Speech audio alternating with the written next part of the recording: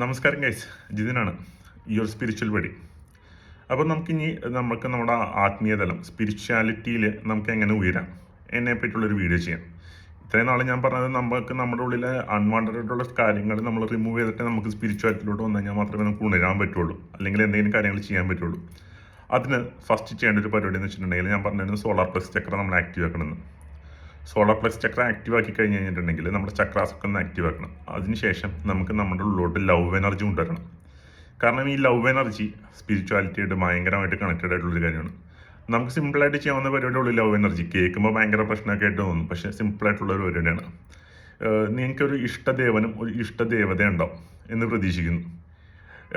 ഈ പറഞ്ഞ പോലെ ഇപ്പോഴത്തെ ഒരു കാലഘട്ടത്തിൽ നിങ്ങൾക്ക് അങ്ങനെ ഇല്ലെങ്കിൽ നിങ്ങൾക്ക് ചെയ്യാൻ പറ്റുന്ന രണ്ട് പേര് എന്ന് പറയുന്നത് ഒന്ന് മുരുക ഭഗവാനും, രണ്ട് ഭദ്രകാളി അല്ലെങ്കിൽ കാളിദേവിയൊക്കെയാണ്. കാരണം ഇവരെല്ലാം ചൊവ്വയുടെ അധിപതികളാണ്. ചൊവ്വ എന്ന് പറയുന്നത് കലിയുഗത്തിൽ ഏറ്റവും കൂടുതൽ ഹെൽപ്പിങ് നിൽക്കുന്ന ഒരു ഇതാണ്. അപ്പം ഞാൻ ഇവർ രണ്ടുപേരാണ് ഭരിക്കുന്നത് കാര്യങ്ങളൊക്കെ ആയിട്ട്. അപ്പം നമ്മൾ ഇമാജിൻ ചെയ്യാം, നമ്മുടെ ലെഫ്റ്റ് സൈഡ് ഫെമിനിൻ എനർജിയാണ്, റൈറ്റ് സൈഡ് മെയിൽ എനർജിയാണ്. അപ്പം നമ്മുടെ ലെഫ്റ്റ് സൈഡിൽ കാളി ഉള്ളതായിട്ടും റൈറ്റ് സൈഡിൽ മുരുകനുള്ളതായിട്ട് നമ്മൾ കണ്ണടച്ച് അങ്ങോട്ട് ഇത് ചെയ്യുക. എന്നിട്ട് നമുക്ക് ഞാൻ പറഞ്ഞിട്ടുണ്ടോ, നമുക്ക് 7 ചക്രാസ് ഉണ്ട്. നമ്മുടെ ഇത് ക്രൗൺ ചക്രയുടെ മുകളിൽ കണ്ണടച്ച് ഒരു പിങ്ക് ലൈറ്റ് നമ്മളൊന്ന് ഇമാജിൻ ചെയ്യാം. ആ പിങ്ക് ലൈറ്റ് നല്ല രീതിയിലുള്ളൊരു പിങ്ക് ലൈറ്റ്, നല്ല പവർഫുൾ ആയിട്ടുള്ള പിങ്ക് ലൈറ്റ് നമ്മുടെ ക്രൗൺ ചക്രയിലൂടെ എൻട്രി ചെയ്തിട്ട് നമ്മുടെ തേർഡ് ഐ ചക്ര ഇവിടെ വന്ന് നിൽക്കുന്നു. അത് കഴിഞ്ഞിട്ട് നമ്മുടെ ത്രോട്ട് ചക്ര ഇവിടെ വന്ന് നിൽക്കുന്നു. അത് കഴിഞ്ഞ് നമ്മുടെ ഹാർട്ട് ചക്ര ഇവിടെ വന്ന് നിന്നിട്ട് ഇവിടെ നിന്ന് നമ്മുടെ ചുറ്റിനുള്ള ഓറയിലോട്ട് ഇത് പ്രതിഫലിക്കുന്നതായിട്ട് അല്ലെങ്കിൽ റിഫ്ലക്റ്റ് ചെയ്തുകൊണ്ട് കാണാം. ഇതിങ്ങനെ കുറച്ച് നേരം കണ്ണടച്ചിരുന്ന് ചെയ്യാം ദിവസവും. എന്നിട്ട് ഈ നിൽക്കുന്ന പിങ്ക് എനർജി നമ്മുടെ ചുറ്റിനുള്ള ആൾക്കാരിലോട്ടും സ്പ്രെഡ് ചെയ്യാനായിട്ട് നമ്മൾ വിഷ്വലൈസ് ചെയ്യാം. ഇതൊക്കെ വിഷ്വലൈസ് ചെയ്യാനേ പറ്റുള്ളൂ ആദ്യ കാലങ്ങളിലൊക്കെ. കുറച്ച് പേർക്കൊക്കെ അറിയാം ഈ മെഡിറ്റേഷൻ്റെ ഇരുന്ന് കഴിഞ്ഞിട്ടുണ്ടെങ്കിൽ പെട്ടെന്ന് ഡിസ്ട്രാക്റ്റഡ് ആയി പോകുന്നു. എനിക്കും ഇതേപോലെ മെഡിറ്റേഷനിൽ ആദ്യ കാലങ്ങളിലൊക്കെ ഇരിക്കുന്ന സമയത്ത് ഭയങ്കരമായിട്ട് ഡിസ്ട്രാക്ഷൻ വരുമായിരുന്നു. അതിനുള്ള റീസൺ എന്ന് വെച്ചിട്ടുണ്ടെങ്കിൽ നമ്മുടെ മൈൻഡ് സെറ്റ് ആവാത്തതുകൊണ്ടാണ്. പക്ഷേ ചെയ്ത് നമുക്ക് ആ മൈൻഡ് നമ്മുടെ സെറ്റായി വരും. നമുക്ക് പിന്നെ കുറച്ച് നേരം ബ്ലാങ്കിലോട്ട് പോകും. നിങ്ങൾക്കിപ്പോൾ മെഡിറ്റേഷനിൽ എന്തെങ്കിലും ഒരു പ്രശ്നം വരണേന്ന് തോന്നിക്കഴിഞ്ഞിട്ടുണ്ടെങ്കിൽ നിങ്ങൾ ഈ പറഞ്ഞ പോലെ നമുക്ക് കോൺസെൻട്രേഷൻ കിട്ടണമെന്ന് തോന്നിക്കഴിഞ്ഞിട്ടുണ്ടെങ്കിൽ നിങ്ങളുടെ ബ്രീത്ത് ഔട്ട് ഒരു മിനിറ്റ് ഒന്ന് സൂക്ഷിക്കുക. നമ്മൾ ഇപ്പോൾ എന്തെങ്കിലും പണി ചെയ്ത് കഴിഞ്ഞാൽ ഓടി വന്നിട്ട് ഈ മെഡിറ്റേഷനിലോട്ട് വരരുത്.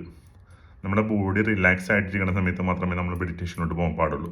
നിങ്ങളിപ്പോൾ വീട്ടിൽ അയ്യോ ആ പണി ചെയ്യാനുണ്ട് ഈ പണി ചെയ്യാനുണ്ട് എന്നൊക്കെ വിചാരിച്ച് കഴിഞ്ഞിട്ടുണ്ടെങ്കിൽ നമുക്ക് കോൺസെൻട്രേഷൻ കിട്ടില്ല. നമ്മൾ ഫ്രീ ആയിട്ടിരിക്കുന്ന സമയത്ത്, അതിപ്പോൾ രാവിലെ ആയാലും രാത്രി ആയാലും, നമ്മൾ ഒന്ന് ഫ്രഷപ്പൊക്കെ ആയിട്ട് വന്നിരുന്ന് പരമാവധി ശമ്പളം പടിഞ്ഞ് നിരത്തിരിക്കാൻ പറ്റുമെങ്കിൽ അത്, അല്ലെങ്കിൽ ഇരിക്കണം, ശമ്പളം പടിഞ്ഞ് ഇരിക്കണം. എന്നാൽ മാത്രമേ നമ്മുടെ കുണ്ടലിനൊക്കെ ഒന്ന് കറക്റ്റ് ലെവൽ പൊസിഷനിൽ വരൂ, നമ്മുടെ സ്പൈനൊക്കെ ഒന്ന് ലെവലിൽ വന്നിരിക്കുകയുള്ളൂ. എന്നിട്ട് ഈ പറയുന്ന കാര്യം, അതായത് നമ്മുടെ പിങ്ക് ലൈറ്റ് ഇവിടെ ഉള്ളതായിട്ട് നമ്മൾ കാണുക. എന്നിട്ട് നമ്മുടെ ക്രൗൺ ചക്രയിൽ കൂടി നമ്മുടെ ക്രൗൺ ചക്രയിൽ ഫുള്ള് സ്പ്രെഡ് ചെയ്യുന്നു. അത് കഴിഞ്ഞ് നമ്മുടെ തേർഡ് ഐ മൊത്തം സ്പ്രെഡ് ചെയ്യുന്നു. അത് കഴിഞ്ഞ് ത്രോട്ട് മൊത്തം സ്പ്രെഡ് ചെയ്യുന്നു, ത്രോട്ട് ചക്ര. അത് കഴിഞ്ഞിട്ട് നമ്മുടെ ഹേർട്ട് ചക്രയിനകത്ത് സ്പ്രെഡ് അവിടെ നിന്നിട്ട് നമ്മുടെ ബോഡി ഫസ്റ്റ് പിങ്ക് ലൈറ്റ് ആയിട്ട് നമ്മുടെ ചുറ്റിനുള്ള എല്ലാവരിലോട്ടും പിങ്ക് ലൈറ്റ് പോകുന്നതായിട്ട് ശ്രദ്ധിക്കുന്നു.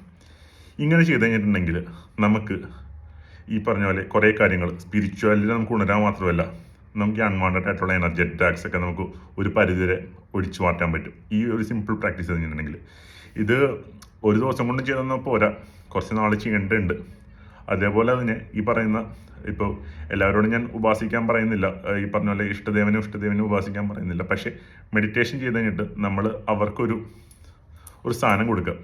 അതായത് ഇപ്പം ഞാൻ പറഞ്ഞു, എൻ്റെ രണ്ടുപേരുടെ കാര്യം ഞാൻ പറഞ്ഞു, കാളിദേവിയും മുരുകനും.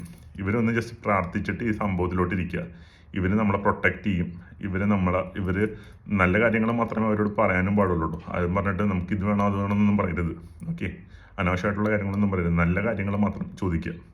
എന്നിട്ട് ഈ പറയുന്ന മെഡിറ്റേഷൻ ഒന്ന് ചെയ്തു നോക്കൂ. നിങ്ങളുടെ ഉള്ളിലോട്ട് ഈ ലവ് എനർജി വരും. ഈ ലവ് എനർജിയാണ് സ്പിരിച്വാലിറ്റിയിലോട്ട് നമുക്ക് ചെയ്യേണ്ട ഫസ്റ്റ് സ്റ്റെപ്പ്.